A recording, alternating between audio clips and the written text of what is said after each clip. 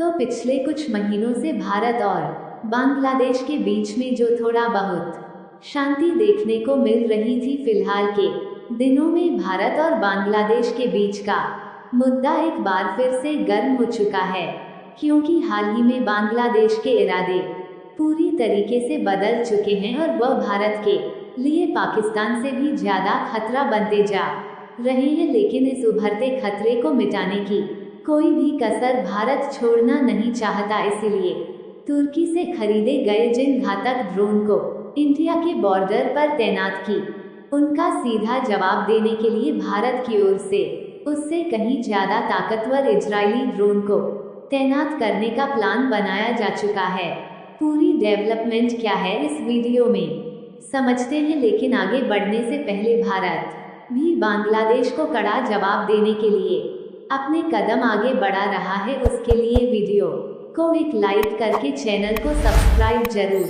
कर लीजिए, क्योंकि यह आपके लिए तो एक सेकंड का काम है, लेकिन इससे हमारी काफी बड़ी मदद होती है। दरअसल फिलहाल के कुछ हफ्तों से बांग्लादेश के इरादे ठीक नहीं लग रहे हैं,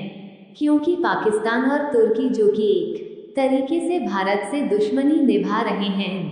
दोनों देशों के साथ बांग्लादेश कुछ ज्यादा ही घुल मिल चुका है। यहाँ तक कि अब बांग्लादेश का झुकाव तुर्की और पाकिस्तान की तरफ इतना ज्यादा हो गया है कि उनके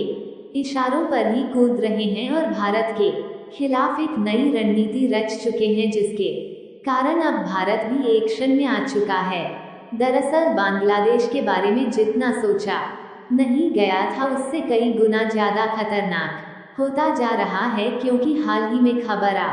रही है कि बांग्लादेश में तुर्की में निर्मित किया गया बायोकटर TB2 drone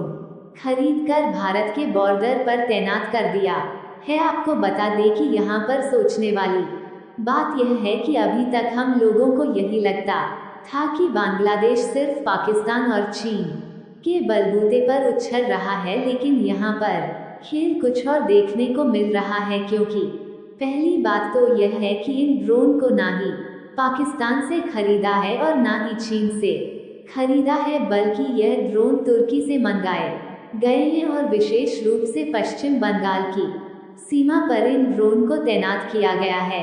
in advance drone को बांग्लादेश में चिकन नेक वाले एरिया के पास तैनात किया गया है, जिससे इस बात को साफ साफ समझा जा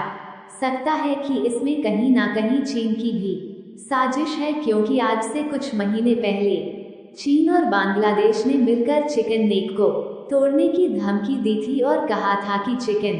को तोड़ देंगे तो भारत की नॉर्थ ईस्ट वाले इलाके बिल्कुल अलग हो जाएंगे। फिलहाल उस समय बांग्लादेश के टेररिस्ट ग्रुप द्वारा भारत को धमकी दी गई थी, इसलिए इसका असर